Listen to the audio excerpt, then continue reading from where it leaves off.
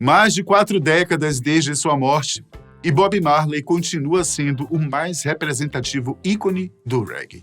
Nascido na década de 60 em uma pequena ilha caribenha da Jamaica, Bob Marley é lembrado não só pela grande capacidade como compositor e músico que tinha, mas também por sua personalidade e mensagens de paz, que deixou gravada em todas as músicas e repertório. No entanto, embora muitos pensem que ele teve uma vida pacífica, Bob Marley realmente teve problemas graves e conflitos com pessoas próximas. Mesmo depois de alcançar fama e sucesso, algumas dessas experiências são desconhecidas para muitos. Portanto, hoje, vamos descobrir quem foi Bob Marley, quais acontecimentos dolorosos marcaram sua vida e de onde veio e em quais condições viveu este imenso compositor e mensageiro da paz.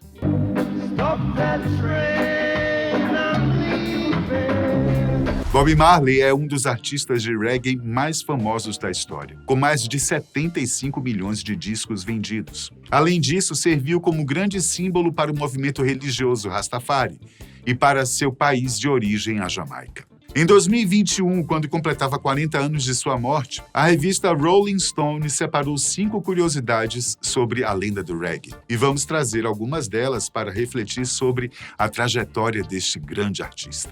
Bob Marley era filho de Norval Sinclair Marley, um homem branco mais velho, capitão do exército inglês, e Cedella Booker. O casamento dos dois estava marcado para acontecer em julho de 1944, mas Norval abandonou Cedella grávida e voltou para a Inglaterra. A história é de Robert Nesta Marley, ou, para os íntimos, somente Bob Marley, e começa em 6 de fevereiro de 1945, na pequena cidade do interior chamada St. Anne, onde nasceu. Bob nunca teve contato direto com o pai biológico, e alguns dizem que ele enviava uma quantia de dinheiro para sua mãe depois de alguns anos para o apoio da família.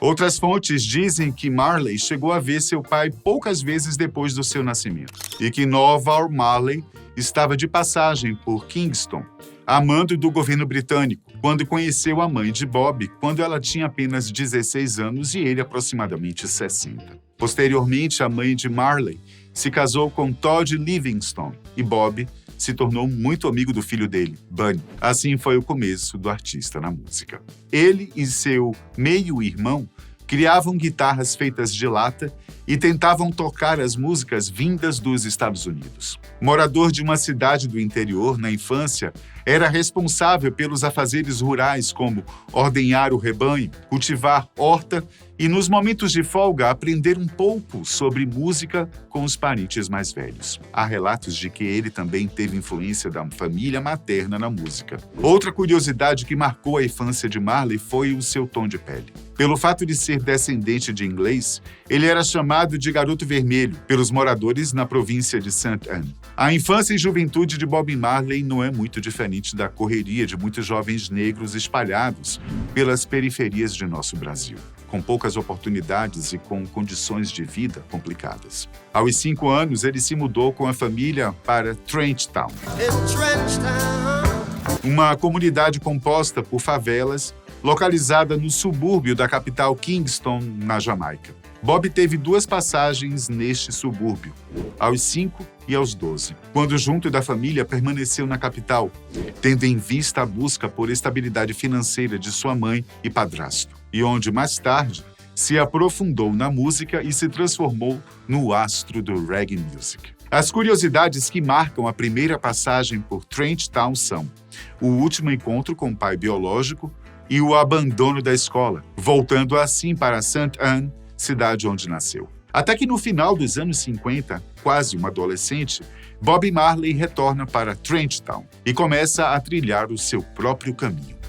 Apesar de ser um lugar muito pobre, a comunidade era rica culturalmente, servindo como inspiração para muitas músicas que o músico escreveu durante sua passagem por lá. No início da década de 60, o ritmo ska, que era composto pela interpretação local, o soul americano e o R&B, se popularizava como principal ritmo jamaicano, tomando a indústria musical da ilha. O ritmo surgiu com uma forte influência nos jovens jamaicanos, um pingo de esperança e fuga para aqueles que viviam sem expectativas nas periferias de Kingston. Depois de sair da sua terra natal em busca de uma vida melhor e se mudar para Trenchtown, Marley fez da música o sentido de sua vida. Guiado pelo filho do seu padrasto, Bunny Wailer, Bob começa a fazer aulas de música enquanto ainda frequentava a escola normal, até que a música começa a aflorar no seu cotidiano, a ponto dele largar as aulas normais e se dedicar completamente à música. De acordo com um portal dedicado à sua vida e obra, a virada para a música na vida de Bob Marley acontece quando ele conhece Desmond Dekker, um soldado que trabalhava junto com ele e que havia gravado uma música. Segundo as fontes, Marley trabalhou como soldador obrigado pela mãe, que tinha medo dele virar um rude boy, uma espécie de delinquente em Trenchtown. Pouco tempo depois, aos 16, Bob grava a sua primeira música chamada Judge Not. Isso ocorre no ano de 1962. A gravação serviu como poder de barganha para juntar os nomes que futuramente formariam os The Wailers, Peter Tosh, Bunny Wailer, seu meio-irmão, e o próprio Bob Marley. Ao contrário do que pode se imaginar, tecnicamente Bob não era um exímio instrumentista, mas ele, aos poucos, foi se aprimorando. No entanto, um fato inegável é que Bob sempre esteve cercado de excelentes músicos, desde a época do The Wailers até a sua carreira solo. E o mais incrível é que, mesmo quase 50 anos após sua morte, o compositor e cantor ainda se destaca entre as estrelas mais rentáveis do planeta. Sua colocação na parada de sucessos dos falecidos comercialmente ativos se explica por uma fama genuinamente global e pela atração de seu merchandising. Qualquer produto que leva seu nome e sua imagem é vendável. E isso inclui desde vestuário, roupas, até uma marca da planta cannabis. Tudo que gira ao redor de Bob Marley é desmesurado, incluindo a sua biografia.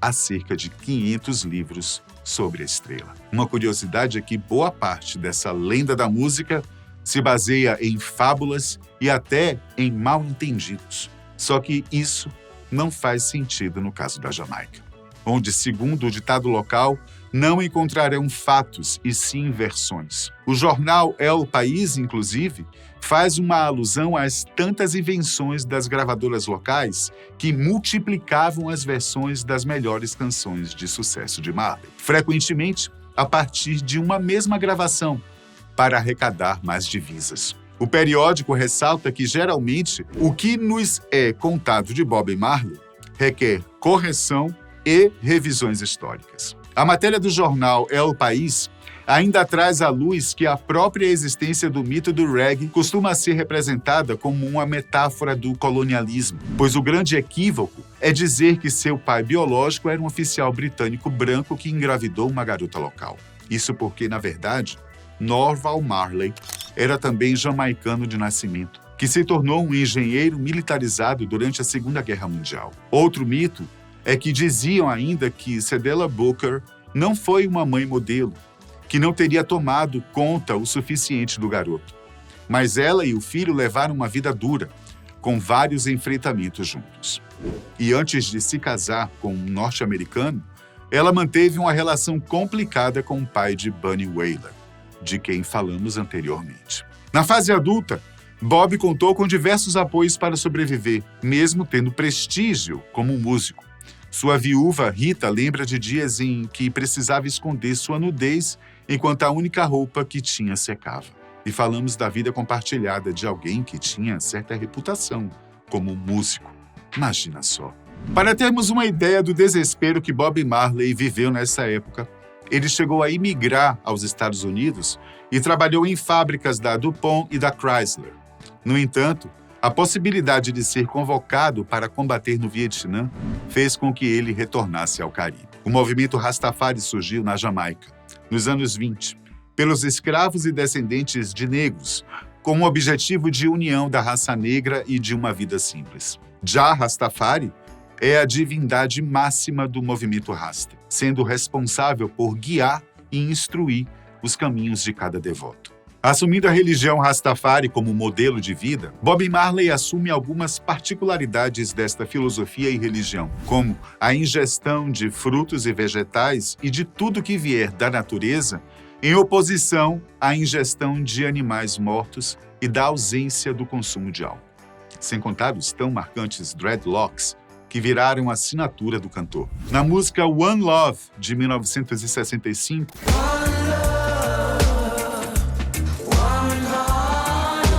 todo o cunho político e revolucionário que a doutrina traz, mas a esperança e positividade são fatores expostos na letra da canção. A cannabis sempre esteve associada à questão religiosa na Jamaica e na cultura Rastafari, e não a um simples vício, como o do famoso lema sexo, drogas e rock and roll. No caso da erva para o ídolo do reggae, seu uso fazia parte da conexão com a divindade máxima da união da raça negra. E, neste sentido, a prática era associada a um momento de reflexão propício para a criação e inspiração de cada membro do Rastafari. Através das suas canções e palavras, Marley espalhou pelo mundo um pensamento livre e imparcial sobre a planta.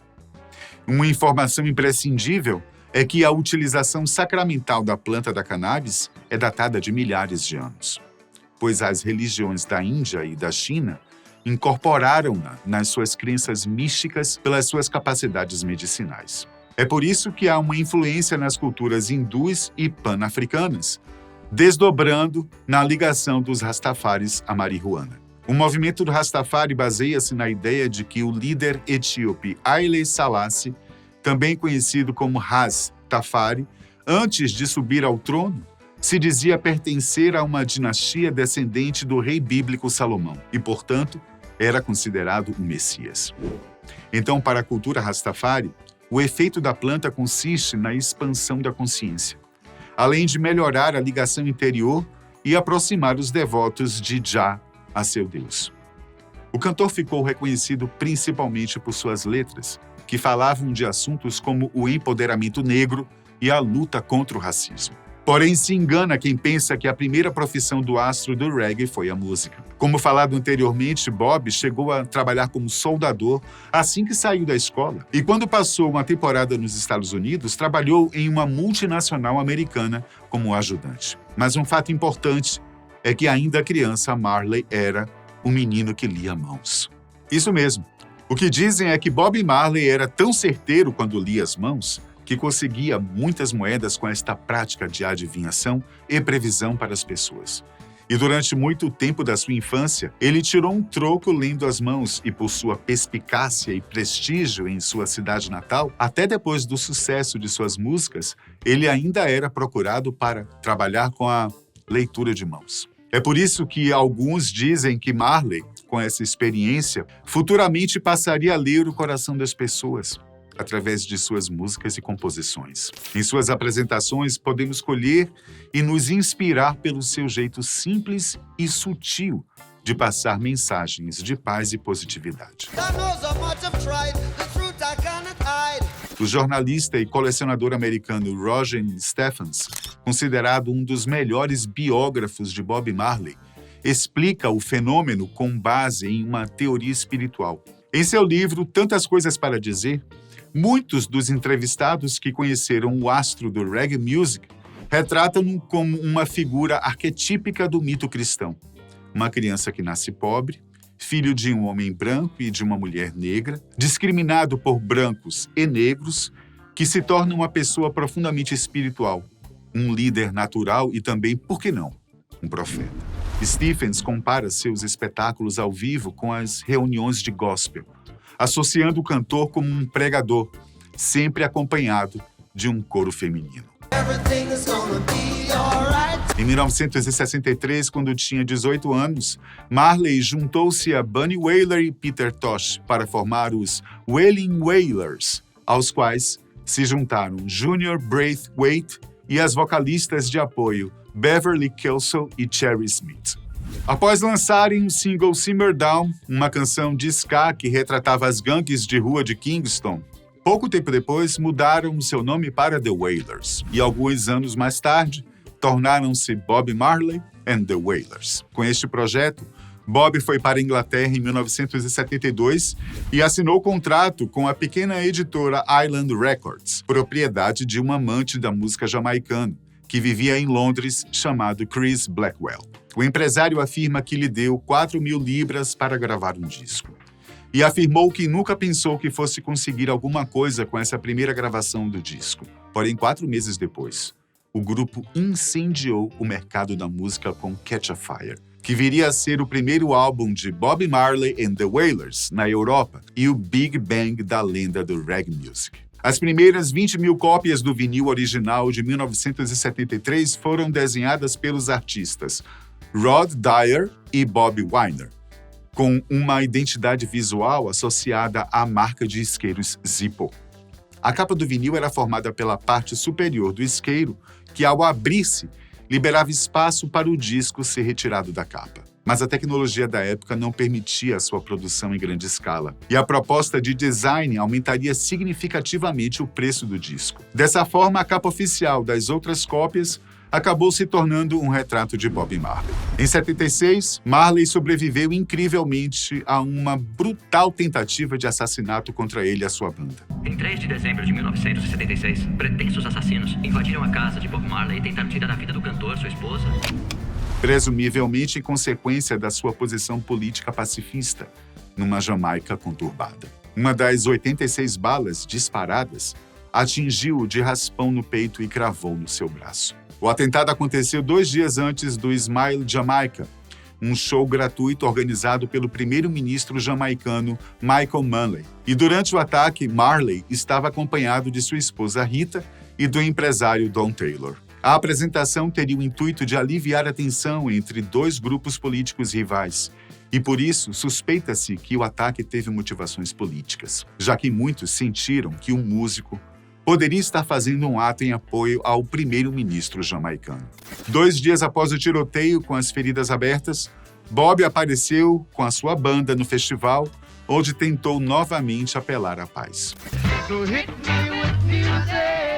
O concerto entrou para a história e obrigou a exilar-se, primeiro em Nassau, nas Bahamas, e depois em Londres, onde permaneceu durante 1 ano e meio. Foi suficiente para mudar a sua carreira e a sua vida, porque foi lá que o mito da música compôs e gravou 2 álbuns essenciais na sua enorme obra. Êxodos, de 1977, que conta a história do seu exílio, e Kaya, de 78, escrito sobre o amor e a cultura do Rastafari e sua relação com a marihuana. Kaya tornou-se o álbum de canções originais de Marley com maior sucesso no Reino Unido, alcançando o número 4. Alguns críticos, inclusive, sugeriram na época que Marley tinha, de alguma forma, trocado as suas convicções políticas, supostamente firmes, pela produção de um álbum emocionalmente mais suave, para se tornar mais popular. Além de suas músicas, Bob Marley deixou herdeiros que mantêm a obra do jamaicano viva. Nos shows, Ziggy, Stephen, Kai Manning, Damian e Julian Marley costumam cantar vários sucessos de seu pai. Era 77 e o artista jamaicano jogava futebol em Londres. Naquela partida, ele machucou o dedão do pé direito e a unha do pé caiu, aparentemente como consequência do ferimento não tratado. No entanto, 3 anos depois, Marley descobriu que, na verdade, ele tinha desenvolvido uma espécie de câncer de pele, identificado com um melanoma maligno sob a unha. Como recomendação médica, Bob teria que amputar o dedo. Mas devido à sua crença Rastafari, ele se recusou a fazer a cirurgia e, como consequência, a doença acabou se espalhando para outras partes do seu corpo, como o cérebro, o pulmão e o estômago.